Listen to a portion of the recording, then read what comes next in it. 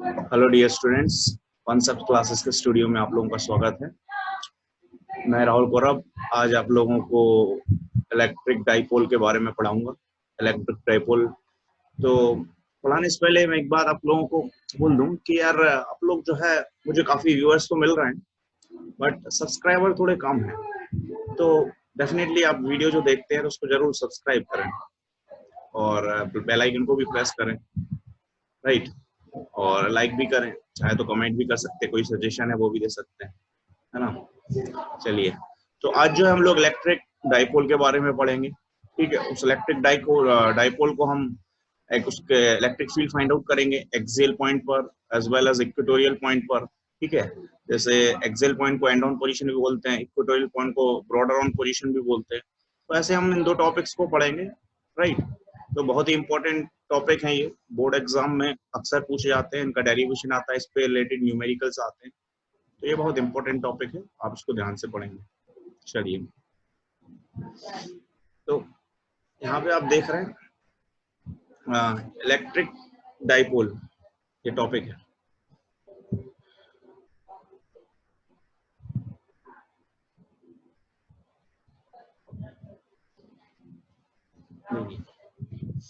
Electric dipole is a pair of equal and opposite charges separated by very small distance.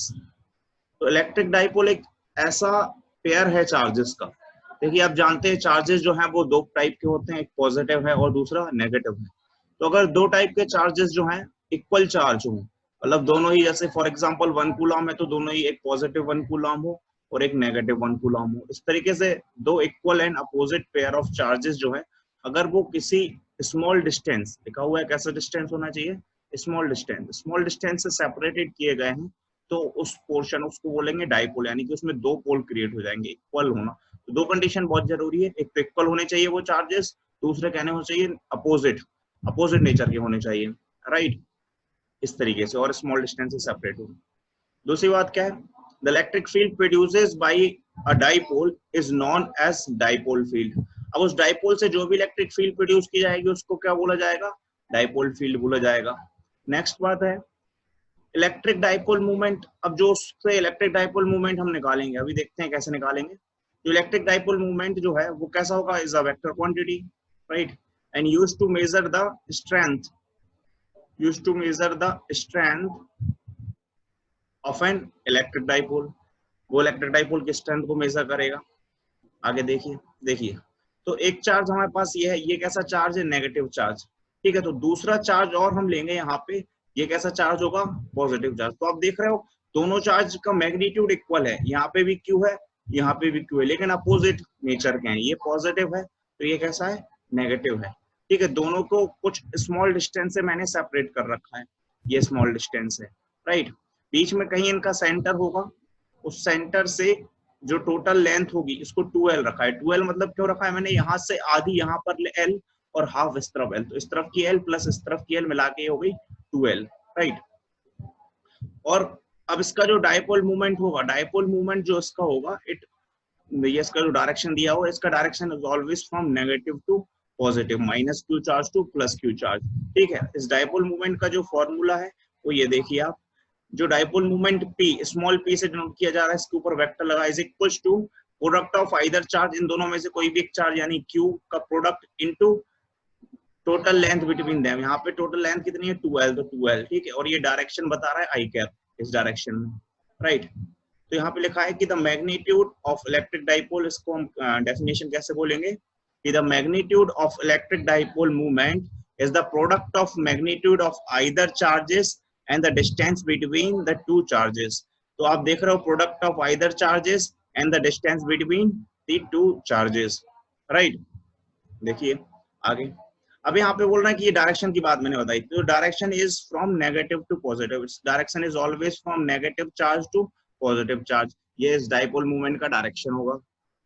ठीक है, next देखिए, SI unit की बात करूं तो SI unit of P, P stands for electric dipole. SI unit क्या है, यहाँ पे चार्ज का Q है, इसका कूलम हो जाएगा, और ये L लिखा है लेंथ, लेंथ का क्या हो जाएगा, मीटर, उसकी यूनिट क्या हो जाएगी, कूलम मीटर, राइट।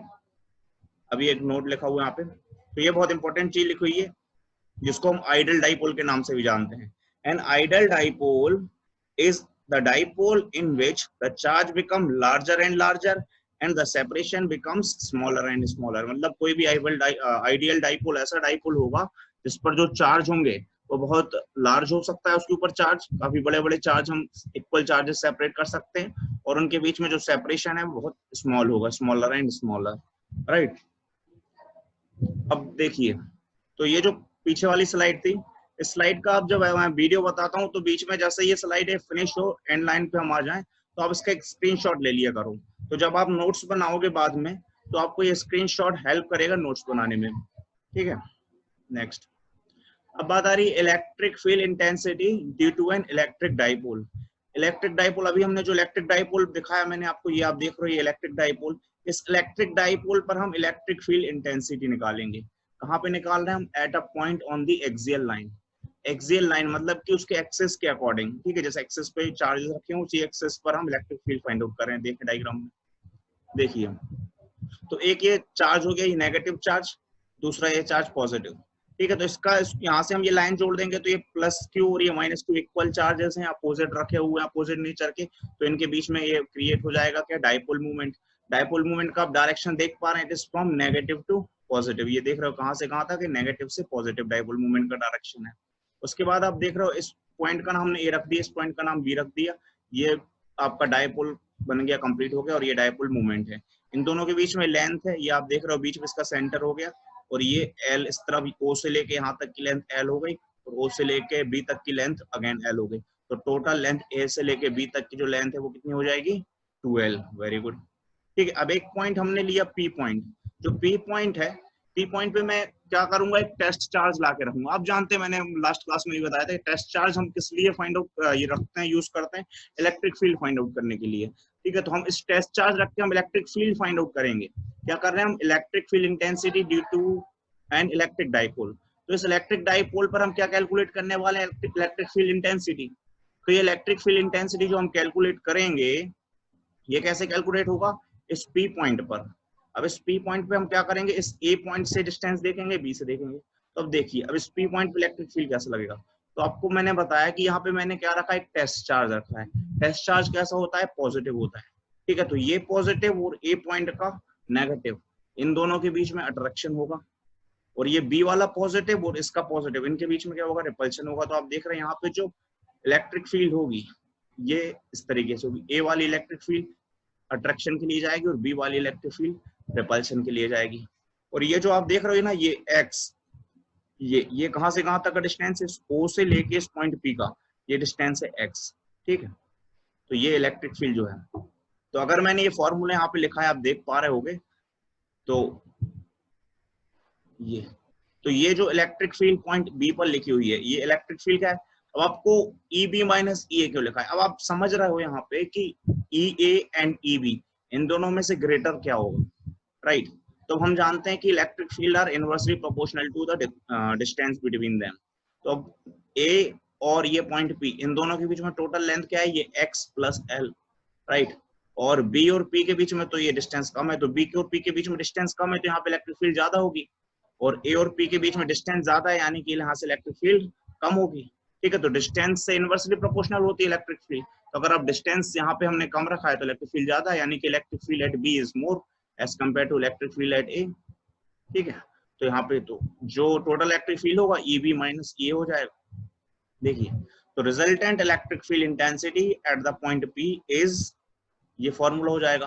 अब ये वेक्टर सम के अकॉर्डिंग तो हम क्या करते हैं? हमेशा ऐड करते हैं। अब क्योंकि ये अपोजिट है एक दूसरे के, यहाँ पे लिखा है ना, the vector E A and A B are collinear and opposite. दोनों कोलिनियर नहीं, सेम लाइन पर है, एंड अपोजिट, एक दूसरे से क्या है? अपोजिट है, राइट। तो आप देख रहे हो, तो ये क्या हो जाएगा? सब्ट्रैक्ट होंगे। तो ये इसका मैग्नीट्यूड वाइज ए बी का मैग्नीट्यूड माइनस ई ए का मैग्नीट्यूड, इस तरीके से। अब हम फॉर्मूले लगाएंगे इसमें कि भाई ई ए का फॉर्मूला क्या होगा और ई बी का फॉर्मूला क्या होगा। Let's see, this is the formula for a. ये क्या होगा? 1/4πε0 क्यू अपॉन डिस्टेंस। डिस्टेंस क्या हुआ यहाँ से यहाँ तक का? कहाँ से? ए से लेके पी तक। ए से लेके पी का डिस्टेंस क्या होगा? ए से लेके ओ एल हो गया, और ओ से लेके पी एक्स हो गया। तो क्या हो गया? एल प्लस एक्स, तो आ गया एल प्लस एक्स का होल स्क्वायर, ठीक है। और डायरेक्शन क्या होगा? यही डायरेक्शन है, ये डायरेक्शन क्या लग गया, आई कैप। ठीक है, दूसरा फॉर्मूला क्या होगा, ये होगा A B, electric field B वाली इसके लिए। तो 1/4πε0। अब डिस्टेंस पी और बी का, तो पी और बी का ओ से लेके पी का डिस्टेंस कितना है, एक्स है। इसमें से अगर ओ से लेके बी घटा दो, यानी कि एल घटा दो, तो यहाँ से यहाँ तक इतना डिस्टेंस आ जाएगा ना, ये इतना डिस्टेंस आएगा ना, ये कितना होगा, एक्स माइनस एल। तो ये एक्स माइनस एल का होल स्क्वायर लिख दिया मैंने। थोड़ा सा ध्यान से समझिएगा, पेशेंस से, राइट। और इन the direction of I cap. तो ये दो फॉर्मूले बन गए। अब ई ए मिल गया मेरे को, ई बी मिल गया मेरे को, और ये जो फॉर्मूला आप देख रहे हो वेक्टर सम, मेरे को इस तरीके से ऐड करना है। तो मैं इन दोनों फॉर्मूले को यहाँ पुट कर दे रहा हूँ, ये देखिए। तो 1/4πε0 कॉमन था, तो ये बाहर ले लिया। ठीक है, अंदर पहले ई बी वाला जाएगा, तो Q upon x minus L का होल स्क्वायर आ गया, बीच में माइनस का साइन है। फिर ये ई ए वाला जाएगा, तो ये Q upon x plus L का होल स्क्वायर। ठीक है, अब आप इसको नीचे दो अलग अलग चीजें, इनका एलसीएम लेके आप सॉल्व करोगे, आप अपनी कॉपी में इसको सॉल्व करके देखना, तो आपको ये आएगा। ये क्या होगा, 1/4πε0। ठीक है, और ऊपर आ जाएगा 2 into Q into 2l into x, और नीचे जाएगा x square minus l square का होल स्क्वायर। ठीक है, ये आ जाएगा। फिर से ध्यान से देखें, 1/4πε0, 2 ब्रैकेट में रखा है क्यू इंटू 2l को मैंने। अब ये जो क्यू इंटू 2l है, ये वाला जो टर्म है, ये किसके बराबर है, dipole movement P. P equal to क्या था, 2ql, राइट, इंटू एक्स, और नीचे डिनोमिनेटर में क्या होगा, x square minus l square का होल स्क्वायर। देखिए आगे, तो मैंने अब ये 1/4πε0 यहाँ आ गया, 2 की जगह 2, और ये 2 QL जो है ना, ये वाला टर्म, ये P के बराबर हो गया डायपोल मूवमेंट। तो ये आ गया 2px, और नीचे x square minus l square का होल स्क्वायर आ गया। ठीक है, अब ये देखिए, तो अब अगर मैं वेक्टर फॉर्म में बोलूं, तो अब ये किसके डायरेक्शन में होगा, in the direction of B. ठीक है, तो ये आई कैप डायरेक्शन हो गया। EP equal to 1/4πε0 vector form में 2px upon x square minus l square whole square, और आई कैप ये डायरेक्शन बता रहा है इस तरफ से, ये जो P का डायरेक्शन है वही आई कैप का डायरेक्शन है। ठीक है, अब आगे देखिए, अगर मैं क्या करूं, जो पॉइंट है ये मान लिया कि बहुत दूर है इस डाइपोल से, या तो डाइपोल बहुत छोटा है, या फिर पॉइंट P जो है वो काफी दूर है। तो उस कंडीशन में क्या होगा, x is very very greater than as compare to l। Dipole की लेंथ से जो x की लेंथ है बहुत दूर है, क्योंकि काफी दूर है point as compare to length. तो मैं क्या करूंगा, इस l को नेग्लेक्ट कर दूंगा। अगर इस l का नेग्लेक्ट करूंगा, तो ये x की पावर 4 हो जानी चाहिए, और एक पावर ऊपर से कट जानी चाहिए। तो क्या फॉर्मूला आएगा, ये आएगा, EP will be equal to, ऊपर बचेगा 2p, एक x ऊपर से नीचे कट जाएगा, और 1/4πε0 ये है इंटू एक्स क्यूब हो जाएगा, राइट। ये ऑर्डर, और आई कैप तो वही रहेगा, वो कहीं नहीं जाने वाला। तो अब यहाँ पे हमको एक लाइन समझ में आई कि the direction of electric field intensity at a point on the axial line due to a dipole is always along the direction of the dipole movement. तो जो हमको एक बात बहुत क्लियर यहाँ से समझ में आ गई है कि जो भी इलेक्ट्रिक फील्ड का डायरेक्शन होगा, कब, जब हम एक्सियल लाइन पर पढ़ेंगे, डाइपोल की, किसी भी डाइपोल की एक्सियल लाइन पर अगर आप इलेक्ट्रिक फील्ड का डायरेक्शन फाइंड आउट करोगे, तो वो डायरेक्शन किस डायरेक्शन में आएगा, वो डाइपोल के मूवमेंट के डायरेक्शन में आएगा। तो वही लिखा है कि the direction of electric field intensity at a point on axial line. तो हमको अगर डायरेक्शन निकालना है किस पर, एक्सियल लाइन पर, तो वो कितना होगा, due to a dipole is always equal to the direction of dipole movement. जितना डाइपोल मूवमेंट का डायरेक्शन होगा, वही इलेक्ट्रिक फील्ड का डायरेक्शन होगा। तो डाइपोल मूवमेंट का डायरेक्शन आई कैप में है, तो इलेक्ट्रिक फील्ड का डायरेक्शन भी आई कैप में निकल आया। Got it? ठीक है, अब आप इसको स्क्रीनशॉट ले लें, नेक्स्ट टॉपिक पे चलते हैं। अगला भी जो है वो भी हम डाइपोल मूवमेंट ही निकाल रहे हैं, लेकिन हम कहाँ पे निकाल रहे हैं इस बार, इक्वेटोरियल लाइन। पिछली बार हमने एक्सियल लाइन पे निकाला था, और इस डेरिवेशन में हम देखो क्या है बेटा, ये दोनों डेरिवेशन बहुत इंपॉर्टेंट है regarding exam point of view. इससे रिलेटेड न्यूमेरिकल और डेरिवेशंस डायरेक्टली पूछा था, और एमपी बोर्ड पे तो बहुत भर भर के पूछा जा रहा है ये। ठीक है, लास्ट ईयर भी आया हुआ था। तो electric field intensity at a point on axial line. देखिए अब, तो यहाँ पे क्या हो रहा है,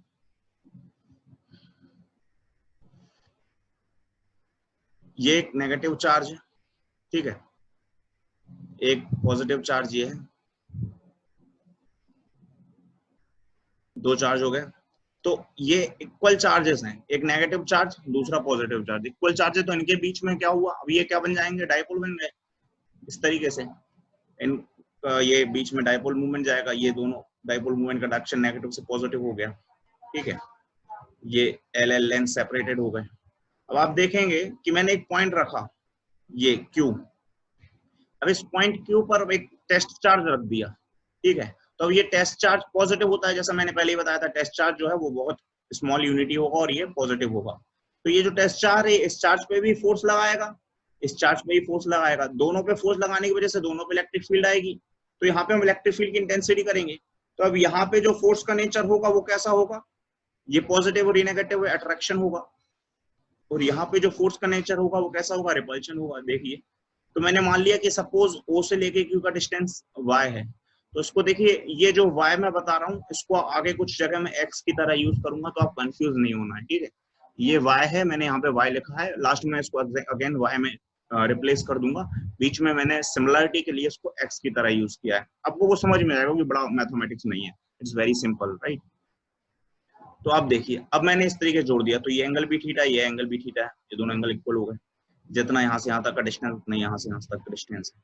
तो आपको एक चीज समझ में आ रहा है, अगर मैं बात करूं AOQ, ये राइट एंगल ट्रायंगल की AOQ की, तो आपको समझ में आ रहा है, ये वाली साइड क्या हो जाएगी, बेस हो जाएगी, ये वाली साइड हो जाएगी परपेंडिकुलर, और ये हो जाएगी हाइपोटेनियस अगर ये एंगल थीटा है तो हाइपोटेनियस निकालते आता है आपको पाइथागोरस थ्योरम से, यानी कि L स्क्वायर प्लस, अगर इसको x मान लिया तो x स्क्वायर इसके बराबर हो जाएगा, इसके स्क्वायर के तो रूट ओवर आ जाएगा, वो आपको बहुत बेसिक है, ठीक है।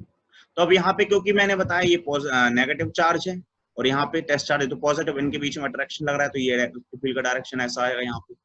और दूसरा, ये पॉजिटिव और यहाँ पे पॉजिटिव, इनके बीच में क्या होगा, रिपल्शन होगा, तो इसकी इलेक्ट्रिक फील्ड का डायरेक्शन इस तरफ जाएगा।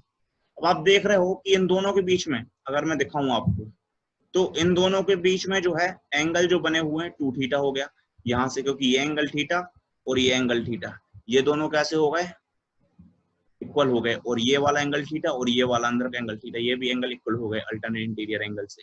तो ये EB और EA इन दोनों के बीच में जो टोटल एंगल हुआ वो 2 थीटा होगा, राइट। अब अगर रिजल्टेंट फाइंड आउट करूं मैं, तो इसका रिजल्टेंट देख रहे हो इन द डायरेक्शन EQ, ये जा रहा हुआ है, ठीक है, इसका और इसका रिजल्टेंट फाइंड आउट करेंगे। देखिए, तो जो resultant electric field intensity at the point Q is, इतना हो जाएगा इलेक्ट्रिक फील्ड, हम वेक्टर EA और EB को ऐड कर देंगे। अगर मैं इस वेक्टर और उस वेक्टर को अगर ऐड कर दूं तो इन the direction of EQ you will get the resultant, but हम करेंगे कैसे, देखें। तो अब आप देख रहे हो कि जो vector EA and vector EB are acting at an angle 2 theta, ये EA और EB ये दोनों अगर ये थीटा थीटा को जोड़ दिया जाए तो ये 2 थीटा के बराबर इन दोनों के बीच में एंगल है। तो हम क्या करेंगे, पहले तो हम EA का फॉर्मूला लिख ले रहे हैं। EA का फॉर्मूला क्या हो गया, 1/4πε0 Q अपॉन में x square plus L square, ये कैसे आ गया, पाइथागोरस थ्योरम से, यानी ये वाला डिस्टेंस अगर हमने इसको x और इसको L मान लिया तो ये वाला डिस्टेंस जो है ये क्या हो जाएगा, x square plus L square. Similarly A से लेके Q का डिस्टेंस भी x square plus L square हो जाएगा, ठीक है, तो ये L स्क्वायर, ये रूट ओवर, ठीक, इस तरीके से। तो यहाँ के यहाँ तक का डिस्टेंस तो इसका स्क्वायर होता है, तो ये रूट से स्क्वायर कट गया, ये दोनों फॉर्मूले EA मिल गया आपको और EB मिल गया, दोनों के डायरेक्शन ये हो गए तुम्हारे, दिखा रहे हैं यहाँ पे। अब देखिए, अगेन मैं ये जो ऊपर का इतना डायग्राम इसको मैं यहाँ पे ले जा रहा हूँ, देखिए, तो ये Q पॉइंट इधर मैंने यहाँ से जूम करके इधर ले आया, ये Q पॉइंट, ये दिख रहा है, ये डायरेक्शन EA हो गया और ये दिख रहा है ये डायरेक्शन EB हो गया।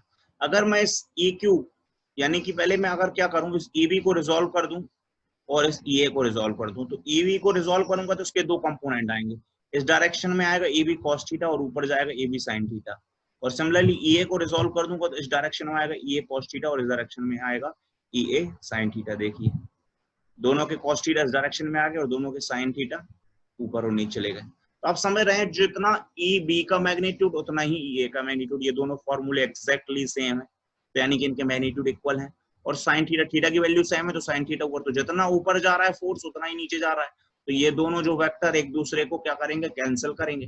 तो नेट इलेक्ट्रिक फील्ड जो है वो आपको किस डायरेक्शन में मिल रही है, in the direction of Q, कितना मिल रही है, EB cos theta plus again EA cos theta. तो यहाँ पे देखिए ये लिखा है, the vectors EA sin theta and EB sin theta are opposite to each other and hence cancel out.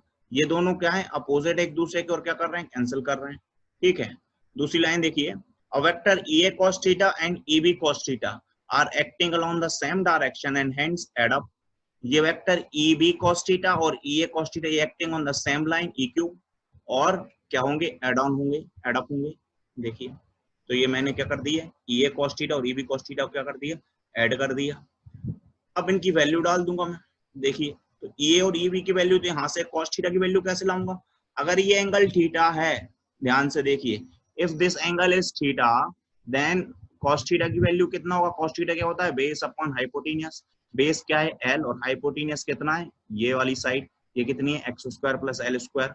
तो X upon L square plus X square plus L square का root over, ये तुम्हारा वैल्यू हो जाएगा। देखो तो E ए और E B की वैल्यू ये आ गई, into 1 upon x square plus L square की वैल्यू ये आ गई। ऐड किया है तो यहाँ पे ये 2 आ गया, दो बार दो फॉर्मूले सेम तरीके से ऐड हुए तो ये आ गया।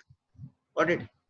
तो E A cos theta plus E B cos theta, इन दोनों के मैग्नीट्यूड सेम है, दोनों ही फॉर्मूले सेम होंगे, इसलिए 2 टाइम्स हो गया बेटा, Q x square plus L square, और कॉस थीटा की वैल्यू क्या आ गई, ये जो कॉस थीटा है ये 2 टाइम्स होने के लिए वजह से क्या हुआ, L upon x square plus L square root over, half power लगी, इसका मतलब क्या हुआ, रूट लग गया।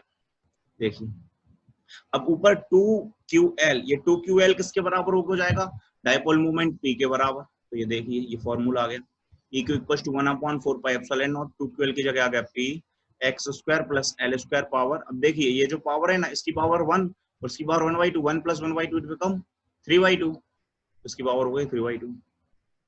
देखिए इसका जो है, मैं आप क्या करें, स्क्रीनशॉट ले लें, बहुत इंपॉर्टेंट डेरिवेशन है। ठीक है आगे बढ़ते हैं। अब यहाँ पे देखिए ये जो फॉर्मूला है, अभी ये आपको दिख रहा है मैंने, तो उसको वेक्टर नोटेशन में अगर मैं दिखाऊं तो ये हो गया, E q equal to 1/4 pi epsilon naught P upon x square plus L square power 3/2 और minus I cap. Minus I cap का मतलब क्या हुआ, यहाँ पे जो माइनस आई कैप क्यों लगा है, देखिए आप इस डायग्राम में देख रहे हो, ये डायपोल मूवमेंट का डायरेक्शन दिख रहा है, it from A to B, और इसका डायरेक्शन जो है opposite to the dipole movement from B to A. तो ये डायरेक्शन तुम्हारा आई कैप है, तो उसके अपोजिट वाला डायरेक्शन क्या होगा, माइनस आई कैप। यही वेक्टर का खेल है बेटा। देखिए तो ये आ गया माइनस आई कैप। ठीक है, तो यानी कि हमको ये समझ में आ रहा है इक्वेटोरियल केस में ये अपोजिट जा रहा है डायपोल मूवमेंट के, है ना। अब मान लिया जाए कि अगर जो डिस्टेंस y है ये बहुत ज्यादा है as compare to the length of dipole, बहुत दूर रखा हुआ है वो पॉइंट Q, तो उस कंडीशन में क्या होगा, हम इस L को नेग्लेक्ट कर देंगे। नेग्लेक्ट कर देंगे तो क्या होगा, तो हमारे पास एक्स स्क्वायर, तो ये पावर 2 से अपॉन में 2 कैंसिल हो जाएगा, तो हो जाएगा P अपॉन एक्स क्यूब, और एक्स को हमने y से रिप्लेस किया था, याद हो तो मैंने सबसे पहले बताया था, तो it become what, P upon 4 pi epsilon not y cube. देखिए ये बहुत इंपॉर्टेंट बात लिखी हुई है, the direction of electric field intensity at a point on the equatorial line due to a dipole is parallel and opposite to the direction of dipole moment। तो वही मैंने बताया था कि इसका डायरेक्शन जो है वो कैसा है, पैरेलल है किसके, डायपोल मूवमेंट के, और कैसा है, अपोजिट है, parallel and opposite to the direction of dipole movement. देखिए यहाँ पे ये डायरेक्शन जो है ये डायपोल मूवमेंट के, ये पैरेलल, देखिए ये जो है पैरेलल है, ये वाली लाइन और ये वाली लाइन, ये दोनों पैरेलल है, लेकिन इसका डायरेक्शन कैसा है, अपोजिट है। ठीक है, तो यही यहाँ पे लिखा हुआ है कि the direction of electric field intensity at a point on the equatorial line due to a dipole is parallel and opposite to the direction of electric dipole movement. ठीक है, अब ये नेक्स्ट देखिए, if the observation point is far, अगर जो observation point है वो बहुत दूर हो, when the dipole is very short, या फिर डाइपोल कैसा हो, बहुत छोटा हो। जो ऑब्जर्वेशन पॉइंट है, जो पॉइंट Q है या जो पॉइंट P है, दोनों ही एक्सियल लाइन में, इक्वेटोरियल लाइन में बहुत दूर रखा हो, या डाइपोल बहुत छोटा हो, उस कंडीशन में क्या होगा कि जो एक्सियल लाइन पर इलेक्ट्रिसिटी और इक्वेटोरियल लाइन पर इलेक्ट्रिसिटी, इनके बीच में एक रिलेशन बन जाएगा। फिर से सुने मेरी बात को, अगर जिस पॉइंट पे electric field intensity find out करना है, या पॉइंट P कह सकते हो उसको या Q कह सकते हैं, अगर वो बहुत दूर रखा है और डाइपोल की लेंथ बहुत छोटी है, तो या तो आप उसको कहाँ रखोगे, एक्सियल लाइन पे रखोगे या इक्वेटोरियल पे लाइन रखोगे। तो अगर एक्सियल और इक्वेटोरियल दोनों पे ही रखा हुआ है, तो उस टाइम पे उसका जो रेशियो निकलेगा, मतलब जो उसका रिलेशन निकलेगा वो ये रहेगा। देखिए if L is very very less than X or very very less than Y, then EP is equals to 2 times of EQ। यहाँ पे देख रहे हो आप, EQ के फॉर्मूले में P upon 4 pi epsilon not Y cube है, और वहां पे एक्सियल में क्या था, ऊपर था 2P upon 4 pi epsilon naught X cube. तो 2 को मल्टीप्लाई करो तो the electric field is 2 times then equatorial active field in axial is 2 times of, यहाँ पे लिखा हुआ है ना, the field intensity at a point on the axial line is double the electric field intensity at the point on the equatorial line। ठीक है, तो इस वीडियो में हम इस डेरिवेशन तक करेंगे कंप्लीट। इसके बाद हम वर्क डन पढ़ेंगे, टॉर्क पढ़ेंगे, पोटेंशियल एनर्जी पढ़ेंगे। वीडियो काफी लंबा ना हो, बोरिंग ना लगे, इसलिए मैं यहीं तक हूँ। और वीडियो आपने देख लिया है, बड़ा अच्छा वीडियो बना है, आप कमेंट बॉक्स में कमेंट कर सकते हैं। ठीक है, और सब्सक्राइब करना बिल्कुल भी ना भूलें, लाइक करना ना भूलें। देखो यहाँ तक आया हो, वीडियो देखा है तो सब्सक्राइब तो करना बनता है, right. Thank you so much.